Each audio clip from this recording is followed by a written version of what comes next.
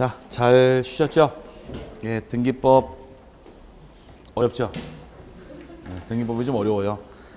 자, 등기 권리자 의무자 누구인가 169페이지에 이 부분이 굉장히 중요합니다. 권리자 분석, 의무자 분석 잘 되어 있으면 뒤가 쉽고 여기가 공부가 안 되어 있으면 뒤가 어려워져요. 등기법에서 따지는 기준이랑 민법이 다른데 여러분 교재 보시니까 절차법 나와 있고 밑에 실체법 나와 있죠? 실체법은 민법을 의미하고 절차법이 등기법입니다. 그 민법에서 따지는 기준은 우리랑 관계없으니까 절차법만 잘 이해하시면 돼요. 절차법의 경우는 공동신청할 경우 나오는 자가 등기 권리자가 나오게 되고 등기 의무자가 나옵니다. 권리자가 누구인지 의무자가 누구인지 분석을 잘 해놓게 되면 뒤가 굉장히 편하니까 여기는 세 번을 잘 해놓으실 것. 몇 개만 잘 이해하시면 응용해서 역으로 이해하시면 이렇게 찾아나가면은 공부가 됩니다. 네, 등기법에서 따지는 기준, 절차법에서 따지는 기준만 잘 세분하시면 될 텐데 절차법의 경우는 등기를 실행했을 때 등기를 실행함과 동시에 권리를 얻는 자가 있고 권리 잃는 자가 있어요. 권리를 얻는 자, 즉 이익 보는 자가 등기 권리자 입장이고 권리를 잃는 자, 즉 피해 보는 자가 등기 의무자가 됩니다. 그럼 매매계약을 통해 등기 신청을 하더라. 그럼 매매계약을 통해서 소유권을 이제 등기를 하게 되면 누가 소유권을 취득할까? 매매계약을 통해 등기를 하게 되면 매수인이 소유권을 취득하겠죠. 그럼 매수인이 등기 권리자가 됩니다. 그럼 매도인은 등기 의무자가 되겠네요. 여긴 이해 갔어요? 그럼 매매계약에 있어서는 매수인이 권리자 입장이고 매도인이 등기 의무자가 되고 여기 체크만 하세요. 여기 있는 것만 같이 쓰지 마시고요. 예, 다 있는 거니까. 그럼 파는 건 매매예요. 다시 사후기로 약정할 수가 있더라. 지금은 내가 팔았지만 5년 안에 다시 사후기로 약정할 때를 환매라고 불러요. 그럼 매매랑 정반대 입장이 다시 사오겠다. 환매가 있게 됩니다. 그럼 매매랑 환매는 입장이 정반대 입장이니까 뒤집어집니다. 환매는 매도인이 등기 권리자가 되고 매수인이 등기 의무자가 됩니다. 여기까지는 이해할 수 있겠어요? 네, 여기까지 뭐 쉬운 개념이고요. 그 다음에 이제 하나 반드시 암기할 것이 전세권 설정을 할 경우에 그럼 전세권이라는 권리를 처음 설정을 하게 되면 나오는 자가 전세권자가 있고 전세권 설정자란 말이 나오게 됩니다. 이 집에 대해서 갑이라는 자가 소유자라고 가정을 하고 갑이 을에게 전세계약을 체결하게 되면 전세권 등기해줘야겠죠? 그러면 집주인이 전세권 설정자가 되고 세입자가 전세권자가 되는 것이 여기에 용어예요. 그럼 세입자가 들어올라 그러면 집주인이 들어올 자를 만들어줘야 들어오는 겁니다. 그럼 전세권 자리를 만들어주는 자, 이 자를 전세권 설정자로 부르는 것이 용어예요. 그럼 집주인이 누가 되고 전세권 설정자가 되고 세입자가 전세권자가 됩니다. 그럼 전세권 등기를 하게 되면 이 집 들어가 살 권리는 누가 취득해요? 전세권자가 취득하겠지요? 그럼 전세권자가 등기 권리자가 됩니다. 그럼 반대로 전세권 설정자가 등기 의무자가 되겠네요. 반대 입장이니까. 그럼 태어날 때는 전세권 설정하더라. 누가 등기 권리자?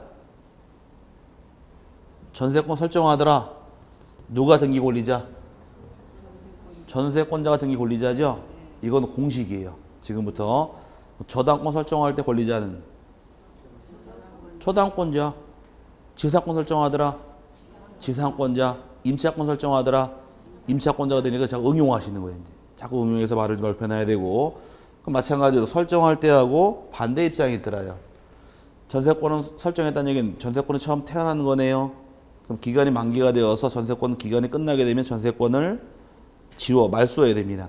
그럼 설정할 때와 말소할 때 서로 입장이 반대 관계가 됩니다. 그럼 전세권을 말소 등기할 때 누가 또 등기 권리자 의무자냐요. 입장이 또 뒤집어지니까 말소 시에는 전세권 설정자가 등기 권리자가 되고 전세권자가 등기 의무자가 됩니다. 이거는 무조건 암기하셔야 돼요. 시험은 이게 잘 나와요. 공식이에요. 전세권 말소하더라 물어보는 것은 권리자가 중요한 게 아니라 요게 더 중요한 겁니다. 의무자가. 전세권 말소 등기할 때 등기 의무자는 그럼 나와야 돼 입에서. 전세권자. 저당권을 말소하더라. 말바꿔치기예요. 저당권자. 지상권을 말소하더라. 지상권자. 소유권을 말소하더라. 소유권, 자, 계속 말바깥 얘기입니다. 이건 암기하셔야 돼요. 그래야지만 다음 주부터 수업이 편해져요. 왜 그러느냐? 혹시 질문 한번 해보자고요. 아까 제가 물어봤을 때 매매계약을 체결했을 때 매도인에게는 집의 등기권리증이 있다고 제가 설명을 드렸어요. 그 매매계약을 때 집을 팔을 당시에는 매도인이 등기권리증을 내야 됩니다. 매수인은 등기권리증이 있어요? 없죠? 그러면 의무자 쪽에서 등기필 정보를 내는 거예요. 등기필증을. 이해 갔어요? 그럼 매도인이 권리자 입장, 의무자 입장? 매도인이. 매매계약은 의무자죠? 그럼 매매계약에 있어서 매도인이 등기필증을 내는 거예요. 아직 등기필 정보 안 배웠으니까. 반대로 전세권 등기 끝났습니다. 내가 전세권 등기하고 남의 집에 새 들어갔다고 가정해 보자고요. 전세권 등기 끝나게 되면 등기필 정보, 즉 등기필증 줄까 안 줄까? 등기권리증. 전세권 끝나면 등기필증이 나올까요? 안 나올까요? 뭐 우리끼리인데 뭐. 안 나온다. 그럼 저당권 등기 끝나면 등기필증이 나올까 안 나올까? 은행과 대출 받게 되면 은행 저당권 등기 할 겁니다. 등기필증 나올까 안 나올까? 괜찮아요 우리끼리인데 뭐. 괜찮아. 하나 둘 셋. 아, 본인 생각을 말씀하세요. 괜히 표정 보고서 또 자꾸 헷갈리지 마시고 자꾸 틀려봐야 돼. 은행과 대출 받게 되면 은행이 저당권 등기를 하겠죠? 그럼 등기필증, 즉 등기권리증이 나올까 안 나올까? 아니, 공부 잘하는 방법 알려드릴까요? 공부 잘하는 방법은 여러분의 자녀들 가정교육하듯이 하시면 돼요. 자녀한테 뭐라고 말씀하셨어요? 어릴 때 학교 가서 선생님이 질문하면 손 뻗쩍 들고서 또박 대답해라 해놓고선 정작 본인들은 나와요 안 나와요? 자, 그럼 저당권 등기필증 나올까 안 나올까? 괜찮아요 우리끼리 뭐 틀리면 또 맞으면 어때요? 한번 틀려봐야 다음에 안 틀리니까. 안 나온다. 그럼 임차권 등기하면 남의 건물 들어가서 보증금 1,000만 원 내고 월세 100만 원 내기로 장사한 다음에 임차권 등기를 합니다. 그 등기필증 나올까 안 나올까? 괜찮아요 우리끼리인데 뭐. 자, 이제 알려드릴게요. 전 여기 설명할 때 항상 개한테 비교시켜요. 뭐? 개 멍멍이. 개는 두 가지 개가 있는 겁니다. 멋있는 개가 있는 반면에 맛있는 개가 있어요. 멋있는 개는 개예요? 네. 맛있는 개도 개예요? 개죠? 둘 다 개는 개잖아. 용도가 틀릴 뿐이지. 그러니까 소유권도 권리예요? 네. 전세권도 권리예요? 저당권도 권리예요? 그럼 불독만개가 아니라 똥개도 개란 얘기예요. 그러니까 소유권도 등기 끝나면 등기필증 주듯이 전세권도 나오고 저당권도 나오고 임차권도 나오는 거예요. 오씨, 한 번도 못 봤는데. 그 등을 해봤어야 봤지. 안 해봤잖아요. 그러니까 안 해봤기 때문에 없다고 생각을 하는 거예요. 그럼 전세권 등기필증이 있다 없다? 있다요. 저당권도 있습니다. 그러면 소유권자도 있어요? 있으니까 여러분이 소유권 가지고 계신 집 장롱 서랍에 있는 거예요 지금. 오케이? 그럼 이제 전세권자이건 저당권자이건 매도인이건 누구라도 본인이 의무자가 되면은 본인이 가지고 있는 등기필증을 등기소에 내야 돼요. 오케이? 그럼 누가 의무자인지 모르면은 이서를 누가 냈는지 알 수가 없는 거예요 지금. 뭔 말인지 갔어요? 그 다음에 또 다음 주에 배울 때 시간은 거기까지 나갈지 모르겠지만 인감증명서를 한번 들어본 적 있어요? 네, 그럼 인감증명서는 등기할 때 내게 되어 있는데 인감은 소유권자가 의무자가 되면 인감을 내야 되고 소유권자가 의무자가 아니면 인감을 안 내요. 그럼 등기 신청할 때 누가 의무자면 인감 내더라? 소유권자가 등기 의무자가 되면 인감을 내게 돼 있고 소유권자가 아니면 인감을 안 내는 거예요. 그럼 전세권을 말소하더라 누가 등기 의무자? 요거 외워야죠. 전세권 말소할 때는 전세권자가 의무자죠? 소유권자예요? 아니잖아요. 그럼 전세권 말소할 때는 인감증명서 안 내도 상관없는 거예요. 저당권 말소할 때 누가 등기 의무자? 말바깥이기니까. 저당권자, 인감 안 내는 겁니다. 지상권을 말소하더라. 지상권자, 소유권자 아니죠? 인감 안 내는 거예요. 그럼 소유권을 말소할 때는 소유권자가 의무자, 인감 내야 돼요. 이렇게 흘러가기 때문에 의무자가 누군지 모르면은 다음 주에 대화가 안 돼요. 저만 즐거워. 그러니까 여기서 암기할 사항은 무조건 이건 외우셔야 돼. 전세권을 말소할 당시에 누가 등기 의무자? 이거는 무조건 외우셔야 돼요. 이거 안 외웠다가는 다음 주 수업이 부드럽질 않아요. 외워놔야지만 대화가 되니까 이게 참 중요한 겁니다. 이건 공식이에요. 자꾸 떠들 것이 전세권 말소하더라. 누가 등기 의무자예요? 자꾸 입이 열려야 돼. 이게 열리기 전까지 대화가 안 돼요. 전세권 말소할 때 의무자는 전세권자 공식이에요. 저당권 말소할 때는 저당권자, 지상권 말소할 때는 지상권자, 소유권 말소할 때는 소유권자, 가등기 말소할 때는 가등기권자. 자꾸 말 바꿔치기예요. 이 하나의 공식에 해당하다 보니까 이걸 외워놓고서 상황에 따라서 말 바뀌는 거에 대해서 적응하셔야 돼요. 그래야지만 대화가 쉬워지지 그렇지 않은 경우는 너무너무 어려워집니다. 이건 반드시 암기할 사유고 시험은 이걸 잘 내요. 그 다음에 또 하나 볼 것이 매매계약활동에 등기할 때 매도의 매수인 설명을 드렸지만 요거는 등기로 바꿔서 소유권 이전 등기를 하게 되면 소유권 이전 등기를 하게 되면 매매계약활동에서 제가 소유권 여러분에게 이전했더라요. 그럼 이전 받는 자가 소유권을 취득하겠네요. 그죠? 그럼 이전 받는 자가 취득권의 권리자가 되는 겁니다. 그럼 등기부상 소유권자는 소유권 넘겨주고서 권리 상실했죠? 그럼 얘가 의무자예요.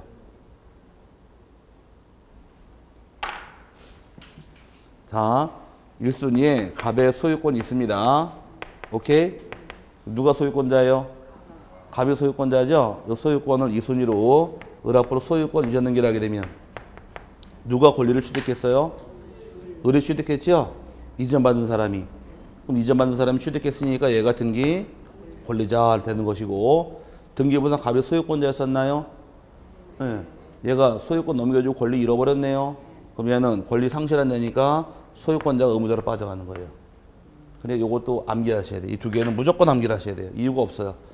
등기법을 풀기 위해서는 이 두 개는 무조건 암기사항이에요. 두 개는 주로 이 두 개가 나오니까 요거 위주로 자꾸 떠들어야 됩니다. 자, 떠든 다음에 나가자고요. 전세권을 말소합니다. 누가 등기 의무자? 전세권자가 등기 의무자. 저당권을 말소합니다. 저당권자가 등기 의무자. 소유권을 말소합니다.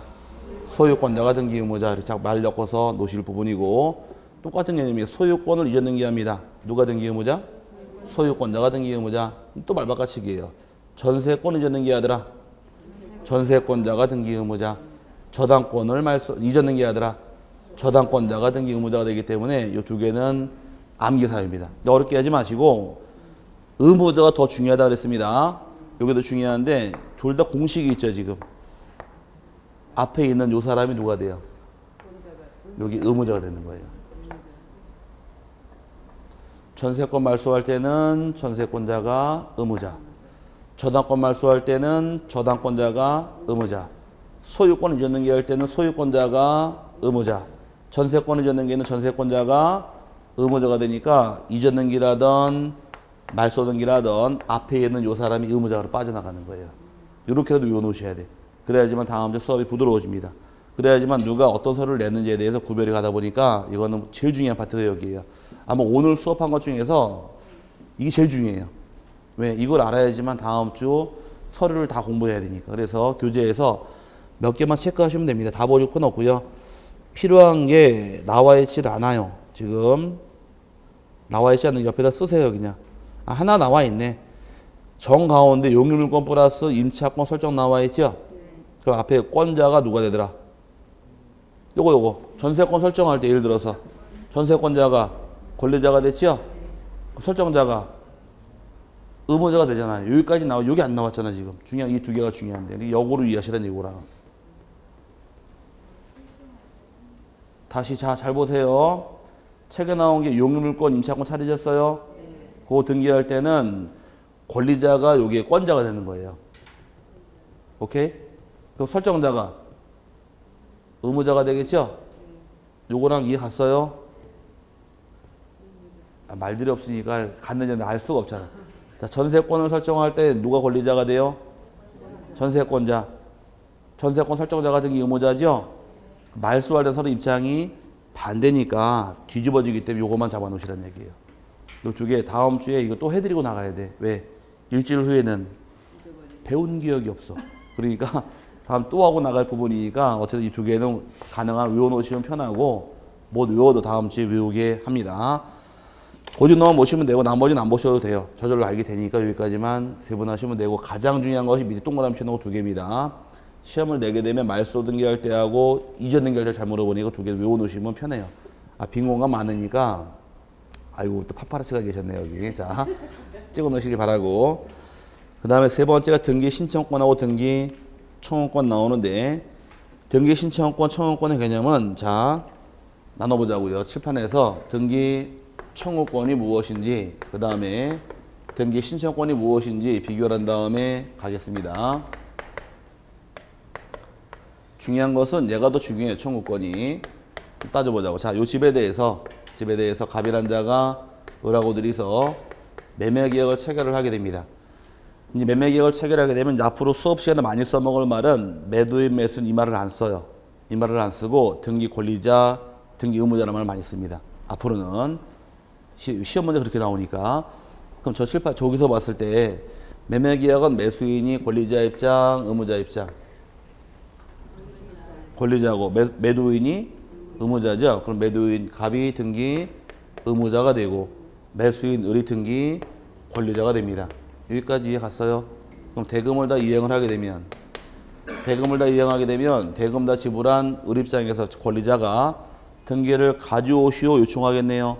등기를 가져와 요청하는 권리를 뭐라고 부르느냐? 등기 청구권이라고 불러요. 그럼 등기 청구권은 누구한테 행사했어요? 권리자가 의무자 행사하죠. 이걸 등기 청구권 그럽니다. 근데 문제가 되는 것은 이 등기 청구권은 권리자만 있는 것이 아니라는 얘기예요. 매매대금을 다 지불한 다음에 권리자 등기를 안 가져가게 되면 의무자 쪽에서 등기를 가져가시오 요청할 수 있게 됩니다. 등기를 가져가시오를 의무자가 행사할 때를 등기 받아가시오 등기 인수 청구권이라고 불러요. 둘 다 등기 청구권이에요. 둘 다 등기 청구권인데 권리자가 행사할 때 뭐라고 부르고 등기 가져오시오 등기 청구권, 의무자가 하는 경우를 등기 받아가시오 등기 인수, 또 다른 말로 등기 수취 청구권을 말 쓰게 됩니다. 둘 다 청구권인데 그럼 등기 청구권은 권리자만 있다 의무자도 있다. 둘 다 있는 거예요. 이해 갔어요? 둘 다 있다는 얘기는 그럼 얘가 행사하든 얘가 행사하든 상대방이 행사하는 거네요. 그럼 상대방이 일반 사인이다 관공서다. 일반 사인이죠. 그래도 요거 등기 청구권 개인 간에 주고받는 사적인 권리 사건이라고 부르는 겁니다. 오케이? 사건인데 상대방이 있어야 돼요? 없어야 돼요? 있어야 되죠? 그럼 상대방이 있다는 얘기는 단독 신청할 등기, 공동 신청할 등기. 공동 신청할 등기는 청구권이 발생을 해요. 하지만 소유권 보존 등기라는 등기는 단독 신청할 등기네요. 내가 집을 처음 진 경우에 내가 처음 등기할 겁니다. 그럼 내 집 내가 처음 등기할 당시에 상대방이 있더라 없더라? 없으니까 등기를 가져오라고 요청할 수가 없기 때문에 단독 신청할 등기는 등기 청구권이 발생할 이유가 없다라는 것이에요. 그럼 등기 청구권 언제 발생하느냐? 공동 신청할 등기 상대방이 있을 때만 나오는 게 등기 청구권인 반면에 상대방이 없는 경우는 청구권이 발생하지는 않습니다. 그럴 경우에 등기를 가져와 요청했더니만은 상대방이 등기를 안 넘겨줘요. 이때 어떻게 해결할 것이냐요. 아까 판결 중에도 등기를 가져와 라고 제기했더니 상대방이 등기 넘겨주지 않더라. 그럼 소송을 제기해서 혼자 등기 신청할 수가 있다 그랬어. 그건 다른 말로 이행 판결로서 강제 신청할 수 있는 것이 청구권의 구제 방법이 되는 겁니다. 이게 청구권의 반면에 등기 신청권이라는 것은 매매 계약을 체결하게 되면 매도인 매수인이 어떤 등기해야 돼요? 둘이서 소유권 이전 등기하겠죠? 이걸 어디다 신청할까? 관할 등기소에. 그럼 등기소에 이 등기를 신청을 하게 될 겁니다. 그럼 등기소에 신청하는 걸 여기 등기의 신청권이라고 부르는 거예요. 그래서 아까 신청이란 말은 일반 사인이 관공서에 요청하는 걸 신청권이라 하더라 이렇게 했는데 그럼 이 권리는 등기소에 요청했네요. 이거는 사권, 공권. 사권이 아니라 공공기관이니까 공권이란 말 쓰는 겁니다. 공적인 권리. 그 다음에 그럼 지금은 매매계약 같은 경우는 단독 신청할 등기이다, 공동 신청할 등기이다. 요거는 공동 신청할 등기죠. 공동 신청에도 얼마든지 신청할 수가 있더라요. 반대로 소유권 보존 등기의 경우는 아까 단독 공동 내 집 처음 등기할 때 단독이잖아요. 그럼 요건 당연히 단독 신청도 가능하다 보니까 공동 신청, 단독 신청 둘 다 가능해요. 등기 신청은 상속 등기 신청도 단독 공동 단독이죠. 신청은 혼자 가도 그만이고 둘이 가도 상관이 없다는 얘기예요. 혼자 갈 등기도 있고 둘이 갈 등기도 있으니까 상관이 없게 되는 겁니다. 그럴 경우에 등기 신청을 했더니만은 등기관이 퇴근 시간 다 됐다고 등기를 안 받아줘요. 기분 나빠요, 좋아요? 나쁘죠? 이때 어떻게 해라? 두들겨 패라. 법원에 일러라. 그걸 뭐라고 불렀어요, 아까? 이의 신청. 그래서 요거는 이의 신청으로 구제받는 거지 소송으로 구제받는 것이 아니다가 판례 입장이 되는 겁니다. 이렇게 차이점이 벌어지다 보니 여러분 교재에서 박스에 3개 들어가 있죠. 등기 신청권은 공권, 사권. 공법상 인정되는 공권이다. 아니 신청권 먼저 나왔잖아요. 신청권은 공권이고 공동신청 가능해요? 단독도 가능해요? 예, 둘 다 가능하더라. 근데 문제는 등기를 안 받아주게 되면 어떻게 해결하실 것? 이의 신청으로 해결해라 이 뜻이 되는 것이고 반대로 오른쪽 가는 청구권의 경우는 개인 간에 주고받는 사건이란 얘기예요. 권리자가 의무자에게 반대로 의무자가 권리자에게 행사할 수 있는 권리인 반면에 이 권리는 공동 신청만 가능해요? 단독도 가능해요? 공동만 가능하죠? 그 다음에 등기 상담에 넘겨주지 않게 되면 이때 어떻게 해결하실 것? 소송, 판결로 강제할 수 있다가 되는 겁니다. 시험에 내는 건 이게 참 중요한 말이에요. 그럼 등기 청구권 언제만 나오더라? 공동일 때만 단독까지? 공동일 때만 나오고 단독 신청할 때는 청구권이 나오지 않는 겁니다. 이게 굉장히 중요한 말이에요. 청구권의 경우. 이거 굉장히 중요한 거예요. 왜? 어디 가면 이걸 써먹느냐 잘 들으실 것. 아마 등기 지지난주 처음 배울 때 등기 종류 배울 때 예비 등기는 하나가 있더라. 가등기만 기억하시라고 그랬어요. 생소하죠? 사람은 늘 신선해야 돼. 그래야지 새로운 맛이 있는 반면에 공부는 지적지적 해야 돼요. 그래야지 뭐가 남아있어야 대화가 되는데 자, 가등기라는 등기가 예비등기라고 배웠습니다. 가등기 왜 한다고 배웠느냐? 청구권을 보존하기 위해서 가등기 한다고 배웠어요. 뭘 보존한다고요? 청구권을 보존하기 위해서. 그러면 그 말을 가지고 말을 한번 연결시켜 보자고요. 그럼 청구권을 보존하려고 가등기 한다는 얘기는 청구권이 있어야 돼요? 없어야 돼요? 있어야겠죠? 아, 문화재를 보존하자며. 그럼 문화재가 있어야 보존할 거 아니에요. 그럼 청구권을 보존하자는 얘기는 청구권이 있어야 보존을 위해서 가등기 하는 얘기가 되는 겁니다. 그럼 청구권이 있다는 얘기는 공동신청, 단독신청. 공동화 청구권이 있잖아요. 그럼 단독신청 청구권이 없죠? 그럼 공동신청할 때는 나중에 가등기 할 수 있다고 배워요. 단독신청할 때 가등기 할 수 없다고 배웁니다. 이렇게 흘러 나눠지기 때문에 그걸 알고 들어가시면 나중에 가등기 할 수 있다 없다 가름마가 쫙 타져요. 가등기 할 수 있다고가 칠판은 이만큼이거든요. 가등기 하는 거 못하는 거 나눠드리는데 요 개념만 딱 잡고 들어가시면서 공부하시면 가등기 할 수 있다 없다가 모세의 기적이 한 방에 가름마가 빵 타져버려요. 거짓말 같지요? 소유권 보존등기라는 등기는 단독 공동. 소유권 보존등기 처음 집 짓고 하는 거 혼자 가죠. 단독. 단독은 가등기 할 수 있다 없다? 없다가 되는 거예요. 상속은 단독 공동. 단독 가등기 할 수 없다가 되는 거예요. 매매계약은 공동 단독 공동 가등기 할 수 있다가 되는 이렇게 풀고 넘어가는 거예요. 나중에 풀리기 때문에 그때 써먹어요. 지금 배운 총설 파트는 이 자체도 중요하지만 나중에 강론 들어갔을 때 이거가 말을 이용해서 그릇을 넓혀가는 거예요. 나중에 가등기 할 수 있다고 쭉 나눠드리는데 외운다. 아유 외우는 거 정말 좋죠. 외우면 다 필요가 없이 다 외우면 좋으련만 외우는 뭘 알아야 외우지. 그렇지 않나요? 여기서 무기를 장착을 하는 거예요.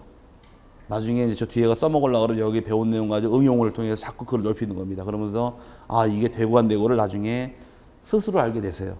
그거는 주고 다니죠 뭐. 그런데 외운 거는 탁 치면 다 잊어버려. 아닌가요? 외운 건 한계가 있어. 외우는 거는 외웠다고 해결될 게 아니에요. 등기법 문제는. 등기법은 아셔야 돼. 아 이게 흘러가는 방향을 알고 풀 줄 알면은 내용을 이해하고 풀면 답이 떨어지는데 외운다고 답 맞느냐? 그게 아니기 때문에 등기법이 어려운 거예요. 지적법은 딸랑딸랑 외운 대로만 답이 딱딱 떨어져요. 아 정말 쉬워. 근데 등기법은 그게 아니에요. 다 이렇게 풀면서 이게 이렇게 적용되는 걸 알아야지만 답이 나오기 시작을 해요. 그래서 여기는 짧게 공부하면은 한 6개월 공부해야지만 그때 가서 이제 알 것 같다는 생각이 들기 시작을 해. 한 3, 4개월 동안 수업 들을 때는 나중에는 선생님 이해 가시죠? 그러면은 대답은 아씨 이해 안 가는데도 미안하니까 예, 그런데 앞에서 보면 다 보여요. 눈이 풀어져 있어. 이 사람은 이해 안 가는 거예요. 그래서 설명 다시 하고 막 하는데 어쨌든 간에 지금은 처음이다 보니까 뒤에 가면 또 배워요. 지금 처음만 이렇게 이해하세요. 청구권은 누가 누구한테 요청하는 것? 사인이 사인한테 요청한다. 그리고 신청권이란 말은 어디다 신청하는 거예요? 등기, 소외 신청할 때가 등기, 신청권으로 이렇게 이해하신 다음에 나중에 요것만 풀고 넘어가시면 돼요. 이게 중요한 부분이긴 하지만 아직은 와닿질 않으니까 이건 내 게 아니에요. 아직은. 한 2번 더 듣게 되면 알게 되니까 부담 갖지 마시고 혹시 학원 2달만 수강하신 건 아니죠? 예, 2달 수강하신 건 아니니까 길게 보면서 공부하도록 하자고요. 저도 1년 먹고 살아야지. 자, 넘어가시게 되면 등기 신청에 필요한 서면 여기가 굉장히 중요한데 가장 중요한 것은 제일 처음 넣는 게 가장 중요한 겁니다. 먼저 넣은 게 뭐가 나왔어요? 신청 정보 나와 있죠. 등기 신청할 때는 신청 정보를 내야 돼요. 등기소 외에 이제 필요한 정보가 여기서 굉장히 중요한데 필요한 서류에 무엇을 기재할지 그 다음에 어떤 사항을 적을지 어떤 서류를 내는지를 다 세분하셔야 됩니다. 먼저 나온 게 등기 신청 정보에서 신청 정보를 내는 것이 내용이에요. 신청 정보의 경우는 이제 서면 등기는 신청서라고 서로만 쓰게 됩니다. 신청서가 정보 똑같은 말 뜻인데 지금 등기 신청이 전자 신청이 원칙이에요. 하지만 서면 신청도 받아줍니다. 서류를 꾸려가지고 등기 신청하더라도 받아줘요. 그럼 서류로 갈 당시에는 뭐가 되고 신청서가 되는 것이고 인터넷 등기 신청할 때 신청 정보란 말 쓰는 겁니다. 같은 의미인데 신청 정보에 여러분 교재 나온 것은 반드시 적을 사항만 나와 있으니까 그것만 풀어드리고 넘어가자고요. 자, 요 집에 대해서 신청 정보 기재할 사항이 대략 한 중요한 사항이 한 8개가 만들어져요. 8개가 한두 개가 아니니까 외우라 그러면 죽어도 못 외워요. 한두 개라 그러면 외우라 그러면 외우겠지만 8가지 기본 적어야 돼요. 3번에서. 근데 그거를 풀고 간 요령이에요. 갑과 을의 집에 대해서 매매 계약을 체결을 했더라. 그럼 어떤 등기 해줘야 될까? 가기 전에 매도인 갑이 의무자 입장, 권리자 입장. 의무자 입장. 매수인이 등기 권리자가 되겠죠? 어떤 등기 실행해 줄 거예요? 소유권. 이전 등기 해줘야겠네요. 그럼 요 등기를 신청하러 갈 때 신청서에 뭘 적을 것이냐 그거만 조금만 유추하시면 답이 떨어져요. 일단 첫 번째 적을 사항은 갑과 을이 사고 파는 부동산 알아야 돼요. 그럼 당연히 부동산 표시 적으라요. 부동산 표시 기재하게 돼 있고 두 번째 쓰지 마세요. 책 다시 풀어드릴 테니까. 두 번째는 누구랑 등기 신청해요? 지금 갑과 을이 가겠네요. 그럼 신청인에 관한 사항을 적어라요. 적는데 신청인이 당사자가 등기 신청할 수도 있지만 대리인에게 신청할 수도 있어요. 맡길 수도 있고. 신청인 자연인도 가능하지만 법인도 가능해요. 또 아까 신청할 자격 법인 아닌 사단, 재단 등기 신청할 수가 있더라. 그럼 법인 아닌 사단, 재단 등기 신청을 누가 하셔라? 사단, 재단 명의로 대표자가 신청하라고 배웠습니다. 그걸 의무회에서 누가 신청하는지 다 적어야 되는 거예요. 여기다가 적는 것이고. 세 번째 등기할 사항, 기재할 사항, 갑과 을이 지금 등기하게 된 여기 보세요. 여기 먼저 풀어야 되니까. 이 큰 틀이 뼈를 잡은 다음에 살을 고쳐 나가야죠. 그 갑과 을이 등기 신청을 하는데 등기의 원인이 뭐예요, 지금? 매매가 원인이네. 그럼 등기 원인 적어라. 그럼 원인이 또 원인과 날짜, 연월을 적어라요. 그럼 매매를 띄우면 매매라고 적을 것이고 날짜는 매매 계약을 적으면 되는 겁니다. 지금 갑과 을 매매 계약을 통해서 어떤 등기할 거예요? 소유권 이전 등기할 거죠? 그게 등기하는 목적이에요. 목적은 소유권 이전 목적이다 라고 적고 그 다음에 갑이 자기 집 하는 거 맞아요? 갑이 자기 집 하는 거 맞아요? 어떻게 알았어요? 남의 집 팔아먹을 수 있다 없다? 남의 집 팔아먹을 수 괜찮아요. 남의 집 팔아먹을 수 있다요. 매매 대상물은 반드시 자기 소유일 필요가 없다요. 뭐라고요? 매매 대상물은 반드시 자기 소유일 필요 없다요. 남의 부동산, 남의 건물 팔아먹어도 문제될 것은 없습니다. 단 이행하기로 한 날 이행만 해주면 되는 거예요. 이행하기로 이행이 안 됐을 경우 그때 손해배상 책임 따라오는 겁니다. 아주 쉬운 사례로 가전제품 사러 대리점 딱 가니까 전시된 게 딱 하나 있어요. 저게 마음에 들어. 요즘은 TV 어디서 사세요? 우리나라에서 사요? 해외 직구로 사버려요. 직구로 사다가 사고 반값도 안 된다 그러던데 어쨌든 간에 아마존 가서 사왔습니다. 가정했다고요. 근데 아마존이 아니라 우리나라 샀다고 가정해보자고. 내가 삼성전자 대리점 딱 갔더니만은 마음에 드는 UHD TV가 하나 있더라요. 저거 주세요 그러니까 전시된 거밖에 없대요. 그 대리점주 하는 말이 3일 후에 집을 배달시켜 드리겠대. 아닌가? 그렇게 얘기했을 경우에 그럼 지금 현재 그 대리점 안에는 그 테레비가 있던 얘기 없던 얘기예요? 없던 얘기예요. 그럼 동사는 점유하고 있는 자가 권리자인데 그럼 그 테레비 지금 여기는 본사에 있다는 얘기예요. 그 본사가 점유하고 있다니 본사 거잖아 그걸.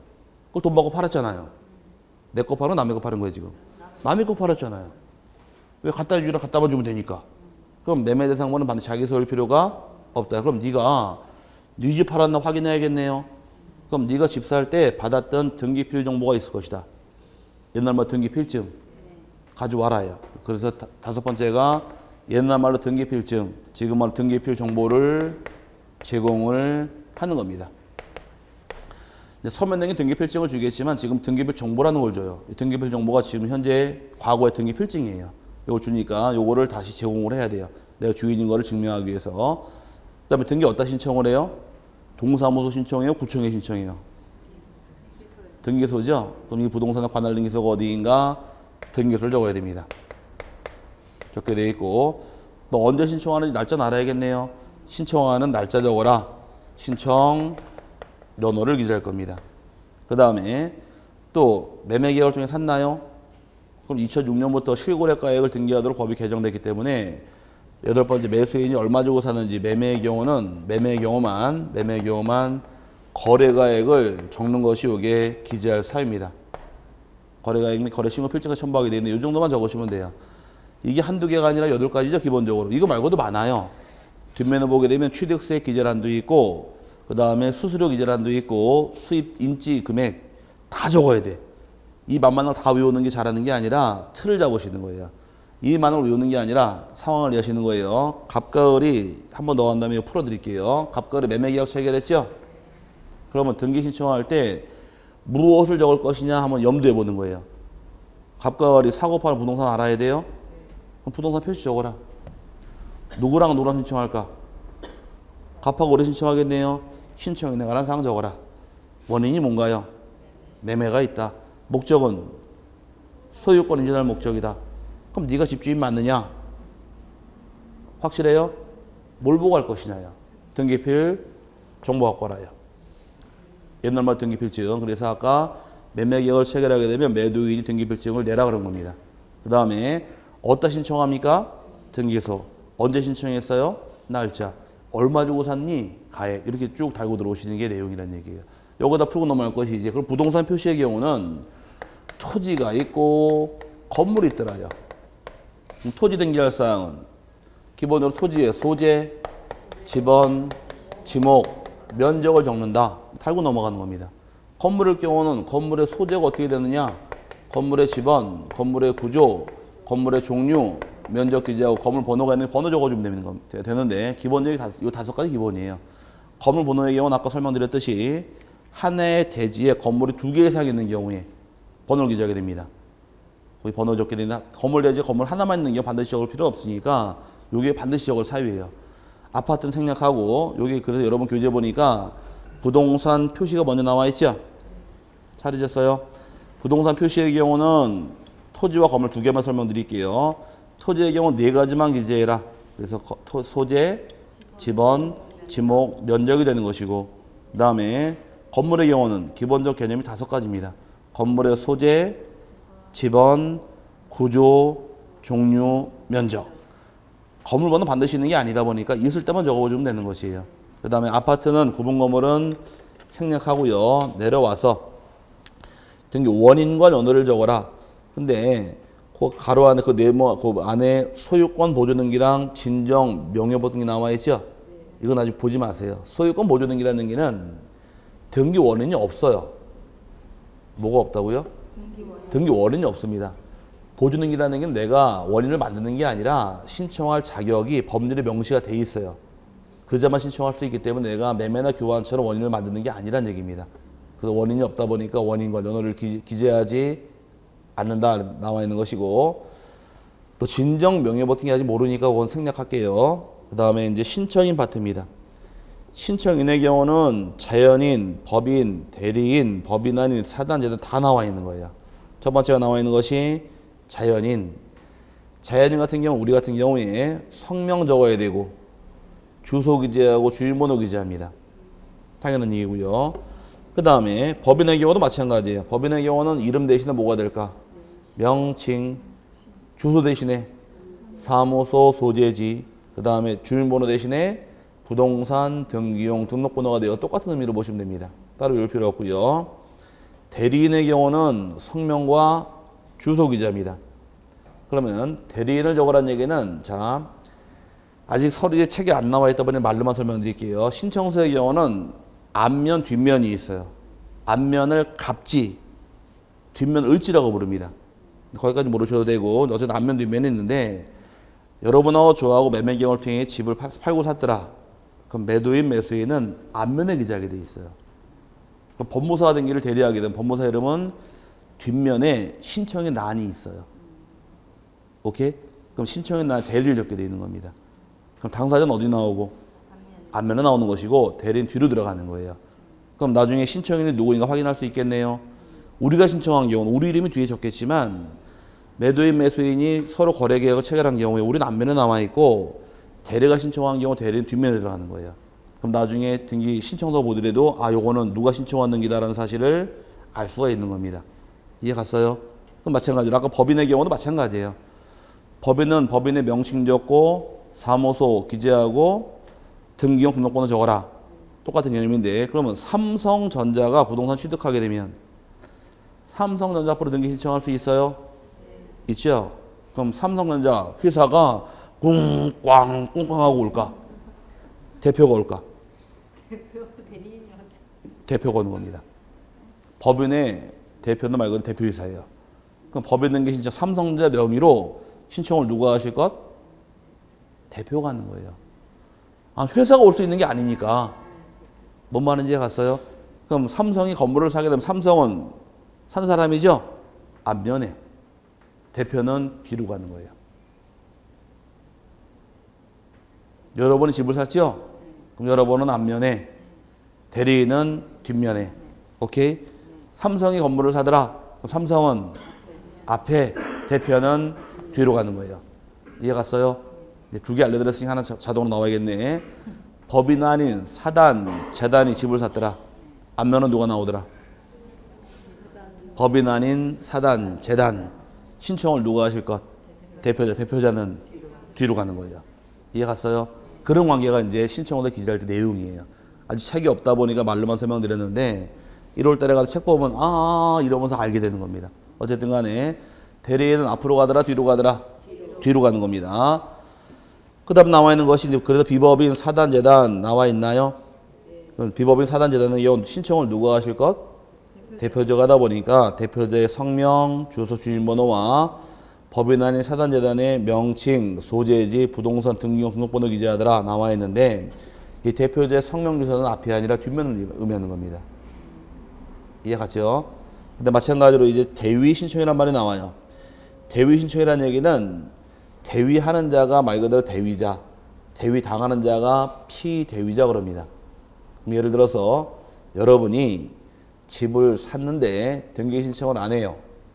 근데 채권자가 등기 신청을 대신할 수가 있는 것이 채권자 대위 신청을 합니다. 뭐라고요? 대위 신청. 이건 사례를 설명드릴 책이 없으니까 자 이쪽에서 이 집에 대해서 갑하고 라고 들이서 매매 계약을 체결을 합니다. 얘가 매도인이고 얘가 매수인이 있다고 가정했을 경우에 매도인이 다른 말로 등기 권리자 의무자? 매도인이 등기 의무자. 얘가 등기 권리자죠. 대금을 다 지불했어요. 대금을 다 지불했는데 등기가 넘어오지 않고 있더라. 이해 갔죠? 집은 누가 샀어요? 을이 샀죠? 근데 등기를 안 하다 보니까 왜 하는가 관계를 따져보니까 을이 과거에 보증한번 쓴 게 있습니다. 보증한번 쓴 게 있어서 을의 채권자 병이 돈을 동그랗게 뜨고서 너 집만 사와봐라요. 네 집 경매하든 가압류하든 내 채권 회수가 하겠다고 마음 먹고 있는 겁니다. 눈을 어떻게 뜨고 있대요 지금? 동그랗게 뜨고 있는데 그런 얘기 들어보셨나? 할머니가 버스를 딱 탔느니만 전철을 딱 탔더니만은 젊은 아가씨 딱 쳐다보더니만은 자리를 양보를 안 하더래요. 이 할머니가 화딱 지나가지고 괘씸해가지고 노래 보고 있으니까 이 아가씨 또 쳐다보더래요. 그러니까 이 할머니가 하는 말, 어서 어린 것이 눈을 동그랗게 뜨고서 쳐다보냐고 한마디 하니까 이 어린 아가씨가 뭐라 그러는지 아세요? 할머니는 눈 네모나게 뜰 수 있어요. 그러더래. 자, 할 말 없죠. 자, 눈 동그랗게 뜨 여기 보세요. 자, 집 산 게 누구예요 지금? 의리사죠? 그럼 얘가 채권자네요. 그럼 오늘은 매수인이자 등기 권리자이자 이꼬르 채무자가 되는 겁니다. 오케이? 너무 많이 엮어놨나? 자, 매매계약에서 매수인이 권리자 입장, 의무자 입장. 권리자 입장. 그럼 매도인은 등기, 의무자 입장. 여기까지 이해 갔죠? 그럼 얘가 채권자가 되면 얘는 채무자가 되겠죠? 갑하고 을하고 따지게 되면 얘는 등기 권리자 입장인 반면 을과 병을 따지니까 얘가 채권자가 되면 채무자가 되니까 시험지문상에서 채무자하고 등기 권리자 같은 사람이에요. 그럼 얘가 어떤 등기할 거 있어요? 지금 소유권 이전 등기할 게 있죠? 요걸 안 하게 되면 채권자 병이 을을 대신하는 것을 채권자 대위라고 불러요. 그 집은 누가 사고? 을이 사고. 등기 신청은 을이 했나요? 제3자가 했나요? 병이 신청했죠. 요거를 채권자 대위 신청한다 해서 요거를 채권자 대위 그러는 겁니다. 그럼 채권자가 대위 신청할 경우에 권리자가 누구예요? 을이 집을 샀어요? 병이 샀어요? 을이 샀지요? 그럼 을은 앞면 뒷면? 앞면. 채권자는 뒤로 가는 거예요. 그래서 틀려지기 때문에. 오케이? 집은 누가 샀더라? 을이 샀지만 신청을 을이 한 게 아니라 병이 했잖아요. 지금. 그럼 그래서 아까 권리자 의무자 집 사고 파는 사람은 항상 앞면에 있는 것이고 다른 자가 신청한 경우 신청은 뒤로 간다 그 뜻이에요. 그럼 채권자가 대위 신청한 경우에 권리자는 어디 있고? 앞면에 있고 채권자는 권리자가 아니죠? 돈 받을 권리만 있는 거잖아요. 얘는 뒤로 가는 거예요. 그래서 채권자, 채무자에 대해서 성명, 주소, 대위원인 다 기재가 들어가는 겁니다. 그 다음에 밑에 공유의 경우 지번을 기재하고 합의의 경우 지번을 기재하지 아니하며 합의의 뜻을 취지를 적어라는데 공동소유, 다른 말로 공유 또는 합유, 총유 그러는데 아직 안 배웠죠? 배웠어요? 난 배웠단 말이 제일 행복해. 틀리기만 해봐. 자, 공동소유가 세 가지가 있는 겁니다. 공유가 있고 합유가 있고 또 하나 총유란 것이 있는데 일단 여러 명이 두 명 이상이 소유하고 있는 형태가 공동소유란 말을 쓰는데 여기서 지분이 있나 없나 그걸 찾아가는 거예요. 그럼 자, 지분이 있나 없나를 물어보게 되면 공유는 지분이 있을까 없을까? 있습니다. 합유는 지분이 있을까 없을까? 없겠죠. 총유는 지분이 있을까 없을까? 없겠죠. 지분이 없는 건 총유만 지분이 없는 거예요. 그럼 공유와 합유는 지분이 있습니다. 자, 지분이 있으면 공유와 합유가 되는 것이고 지분이 없을 때는 총유가 되는 거예요. 그럼 공유도 지분이 있다 없다? 있고 합유도 지분이 있는 겁니다. 총유만 지분이 없는 거예요. 대표적인 총유가 하나가 뭐냐? 종종 땅. 법인 아닌 사단 소유. 종종 땅은 우리 종원들이 전부 다 소유자 맞아요. 하지만 지분을 줄 수가 없는 거예요. 지분을 주게 되면 매일 등기하러 가야 돼요. 누구 애 낳았대? 지분 바뀌어야죠. 지분 등기하러 갔다가 누구 죽었대? 지분 늘어났네. 또 태어났대? 지분 줄었죠. 죽었대? 또 올라와야지. 매일 등기하러 가야 돼요. 그럼 이거 종종 땅은 지분 줄 수가 없는 거예요. 오케이? 하지만 공유나 합유는 지분이 있다. 근데 문제는 지분이 있고 없고 차이점에 대해서 여기 차이점이고 요 지분을 자유롭게 처분할 수가 있느냐 없느냐 이걸 보고 찾아가는 겁니다. 얘는 지분이 애초에 없죠. 지분 없으니 처분하는 문제 나올 것도 아니고 문제는 두 개가 문제가 되는 것이에요. 공유는 지분도 있고 지분을 자유롭게 처분할 수가 있어요. 하지만 합유 지분은 자유롭게 처분할 수가 없다요. 이게 큰 틀이에요. 그럼 공유나 합유 둘 다 지분은 있다 없다? 있지만 지분은 자유롭게 팔아먹을 수가 있느냐 없느냐가 공유와 합의 차이점이에요. 그럼 지분을 자유롭게 팔아먹으려면 지분이 얼마큼인지 알아야 돼요? 몰라야 돼요? 알아야 되니까 지분 등기해라요. 오케이? 하지만 합의 같은 경우는 지분이 있어요, 없어요? 있어요. 한번 해보겠다는 거야 지금? 자, 합의 지분이 있다 없다? 있지만 지분을 처분할 수 없으니까 지분을 등기할 필요가 없게 되는 거예요. 오케이? 그래서 자, 여기서 많이 헷갈리다 보니까 여기를 시험에 참 많이 냈어요. 합의는. 합의만 가지고 최근에 한 5문제 나온 것 같아요. 합의는 지분이 있대요, 없대요? 있다. 그럼 지분을 처분할 수 없기 때문에 지분을 굳이 등기할 필요가 없다가 되는 것이에요. 대신에 지분이 없으니까, 지분이 이때 처분할 수 없으니까 밑에다가 합의를 써놓게 되면 지분에 대해서 처분 등기 들어온 경우 전부 다 각합니다. 뭐 어떻게 줘요? 하지만 공유는 지분이 있어요. 예, 그럼 지분 팔아먹을 수 있으니 지분 이전 등기 들어오면 얼마든지 등기해 줍니다. 그래서 가끔 가다가 남편 명의로 집이 있다가 요즘에 등기하는 분위기가 공유로 등기하죠. 남편하고 여편이. 그럼 내 집, 남편 명의로 있는 걸 반만 넘겨줄 수 있잖아요. 공동소유로. 지분 넘어가면 얼마든지 할 수 있다가 되는 거예요. 하지만 합의지분은 이전 등기 못하게 돼 있어요. 합의지분은 이전 등기 안 되기 때문에 항상 변경 등기하게 돼 있습니다. 아직 거기까지 쓰지 마시고 지금은 시작이니까 요것만 헷갈리지 마세요. 여기는 시험에 내지 않고요. 이 두 개를 비교시켜요. 헷갈리니까 딱. 그래서 공유나 합의 둘 다 지분이 있더라 없더라? 있습니다. 지분을 처분할 수 있으면 공유, 처분할 수 없으면 합의다 기억하시고 처분할 수 있으려면 지분을 등기하게 돼 있고 합의 지분은 지분이 있지만 처분할 수 없기 때문에 지분을 등기하지 않는 겁니다. 나중에 공부가 되시면 공유, 합의, 총유 가지고서 여기서 쭉 여기까지 달고 들어와요. 쭉 달고 들어와요. 지분에 대해서 압류할 수 있느냐, 가압류할 수 있느냐, 전납권 등기할 수 있느냐, 상속받을 수 쭉 달고 들어와서 이만큼 만들어놔요. 근데 그거는 이게 출발점이에요. 부담 갖지 마시고 나중에 한 방에 가는 말을 뻥 타드릴 테니까 그때 잡으시면 됩니다. 그래서 교재에서 그 말에 따라 붙으면 이해하겠어요?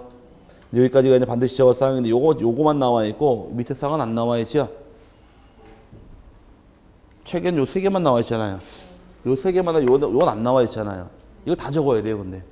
나중에 책 보면 이거 다 나와 있어요. 그러니까 요 3개만 보지 마시고 이거 다 적는 사항인데 책에는 요거 3개만 실어놓은 것 뿐이에요. 그러니까 이 8가지를 외우는 게 아니라 어떻게 기억하셔라.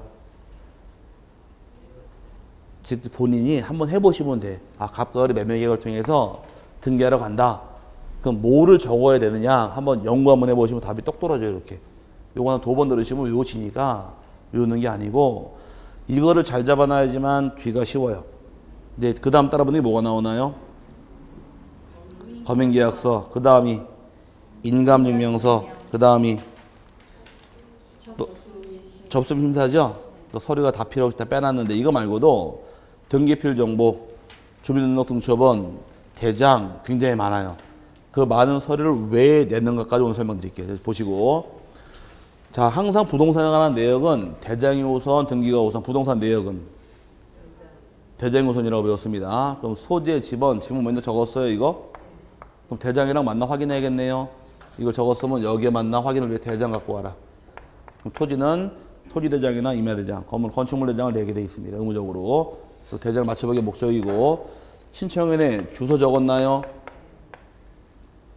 적었죠? 주인번호 적었어요? 아까? 그럼 주소 증명서면 가져와라. 주인번호 증명서면 가져와라요. 다 증명서 내는 겁니다. 기재하는 내용이 맞나 틀리나 확인을 위해서. 원인 적었어요? 원인이 뭐예요? 매매. 그럼 매매계약서 있겠네. 그럼 매매계약서 가져와라. 그걸 다른 말로 등기 원인 정보라고 부릅니다. 내게 돼 있는 거예요. 그 다음에 등기 목적을 적었나요? 소유권 이전 적었을 것이고 등기별 정보 네가 집주인이면 가져와라요. 오케이? 그 다음에 각종 세금 내서 영수증 가져와라 되는데 이게 주로 다 내야 될 서류예요. 그럼 여기에 적은 사항과 첨부한 개별 서류가 서로 다 일치하지 않더라. 등기는 전부 다 각하요. 그러다 보니까 등기 신청을 했을 경우에 등기관이 매매계약 여부를 조사하는 게 아니라 신청 정보에 기재한 사항과 첨부한 서면이 일치하느냐 불일치하느냐 그걸 따져본 다음에 불일치가 발생했더라. 무조건 각합니다. 등기 안 해줘요. 다시 빠꾸야. 그러다 보니까 그걸 확인하기 위한 것이 등기관의 심사권이에요. 그걸 다음 주에 배우는 거예요. 그럼 요 내용과 그래서 다음 주에 등기 못하는 사유가 각하란 말이 나와. 각하. 알면 쭉 이어져 나가요. 각하는 등기 못하는 사유를 각하란 말을 쓰는데 각하 사유가 대부분이 전부 다 신청 정부에 기재한 사항과 무엇이 불일치하는 경우 이렇게 나와요. 자꾸. 그게 8가지예요. 11가지 중에서. 그럼 따로 외울 게 아니잖아요. 이걸 잡아놔야지만 그 내용까지 이게 이래서 가는 거구나 방향을 잡아요. 그래서 이게 굉장히 중요한 파트니까 서류 중 제일 처음 나왔죠? 얘가 제일 처음 나왔다는 얘기는 제일 중요하다는 얘기예요. 그래서 올해도 시험에 한 문제 기출을 했습니다. 신청 정보에 기재할 필요가 없는 사안에서 한 문제 나왔어요. 이 중에 아닌 게 답이 됐어요. 그러니까 또 4개 돼 있으니까 여기는 참 중요한 파트입니다. 오늘은 여기까지 보도록 하고요. 밑에 임의적 기재사항 나와 있는데 그거까지 먼저 설명드리고 끝낼게요. 임의적 기재사항이라는 것은 이건 반드시 적을 사항입니다. 맞아본 다음에 이 반드시 적을 사항 하나도 빼먹었다. 다 각하요. 근데 여기 없는 사항은 전부 다 임의적이에요. 임의적이라는 얘기는 적어도 그만 안 적어도 그만 상관이 없어요. 등기 실행 여부는 관계가 없는데 임의적 기재사항을 적게 되면은 힘이 발생합니다. 대항력이 발생이 돼요. 뭐라고요? 대항력이 발생이 돼요. 대항력이 발생한다는 얘기는 전세권 등기할 때는 예를 들어서 그거만 설명드릴게요. 거기 하나만 설명드릴게요. 거기 임의적 기재사항이 이자란 말 나와 있나요? 맨 끝에 이율 나와 있죠? 거기 이자인데 이자를 등기하고 안 하고 그 차이만 간단히 설명드리고 마칠게요. 대항력까지 설명드린 다음에 마치겠습니다. 이거 한 1, 2분이면 끝나요. 자, 저당권 등기할 때 이자를 등기해도 그만 안 해도 그만 상관이 없습니다. 근데 이자를 등기하고 안 하고 차이점이 대항력의 차이가 발생이 돼요. 예를 들어서 1억이라는 돈을 빌려오는데 이자가 연 12%를 빌려왔습니다. 연 12%라는 얘기는 얼마야? 통상 일부 이자죠? 한 달에 얼마? 1억에 12%가 얼마예요? 아무리 너무 어려운 수학인가? 1억에 12%는 1,200만 원이잖아요. 12로 나누게 되면 한 달에 100만 원. 소위 말해 일부 이자. 빌려온 경우에 1순위로 똑같이 이자 약정은 했습니다. 1순위 저당권 등기라고 여기는 채권액 1억만 등기하지 이자를 등기 안 했어요. 약정은 했는데 여기는 1순위로 저당권 등기를 했고 1억에다가 이자 연 12% 등기해버렸습니다. 이자 약정은 있지만 여기 등기했대요 안 했대요? 안 했고 여기 이자 등기했다요. 이 상태에서 2순위로 전세권자가 들어온 경우에 오케이? 근데 이 상태에 등기에 들어온 상태에서 이자가 1년치가 연체가 됐어요. 그럼 1,200만 원이 연체가 됐겠죠? 원금 얼마? 1억. 합치면 1억 1,200이 지금 채권화가 이자 합친 거네요. 순수하게 원금 이자만. 그럴 경우에 이 집이 경매가 실행이 된 경우에 이 저당권자가 얼마를 가져갈 수가 있느냐 이 문제라는 것이에요. 여기 이자 등기했나요? 그럼 1억 1,200 다 가져와요. 다 가져오고 여기는 이자 약정은 했지만 이자 등기했어요? 안 했죠? 여기는 1억밖에 못 가져와요. 이자가 있다고 후순위권자에게 대항할 수가 없는 거예요 지금. 이게 대항할 수가 없다 이 뜻이에요. 그럼 저당권의 경우 이자는 몇 년분 담보가 될까? 이자는 저당권의 경우에 무제한 담보가 돼요. 뭐라고요? 무제한 담보가 됩니다. 민법 공부하시게 되면. 그럼 이자가 저당권이란 원리 무서운 권리야 안 무서운 권리예요? 굉장히 무서운 권리예요. 저당권이라는 권리가. 아직 감이 없죠? 불 다 끄고서 저당권 딱 그러면 이게 아주 좀 무서운 권리인데 이자가 무제한 담보가 돼버려요. 5년분 10년분 이자 연체된 거 있죠? 다 들어가 버려요. 그럼 이자를 등기하게 되면 1년분 2년분 3년분 이자 다 받아와요. 그럼 이자가 있다라고 해서 얘한테 대항할 힘이 생기는 거예요. 근데 이자 등기 안 하게 되면 이자가 아무리 많아도 반납만을 못해요. 등기 안 하게 되면. 이게 이자가 있다 없다 가지고 후순위권자에게 대항할 수 있냐 없냐 이게 대항력이에요. 그러다 보니까 임의적 기재사항은 등기 안 해도 상관은 없지만 등기했을 때 어떤 일이 발생하더라? 대항력이 발생하는 것들이 임의적 기재사항이다 이렇게 묶어놓으시고 임의적 기재사항은 외우는 게 아니에요. 왜 외우는 게 아니냐? 요거만 요게 필요적인 요거만 아니면 다 임의적이니까. 뭔 말인지 갔어요? 요것만 알면 임의적, 반대께 다 임의적이니까. 풀고 넘어가시면 필요적이 뭔지 임의적 뭔지 구별할 수 있으니까 여기까지만 세분하시길 바라고 검인계약서부터는 다음 주에 하나씩 풀면서 가야 됩니다. 여기까지 보도록 할게요.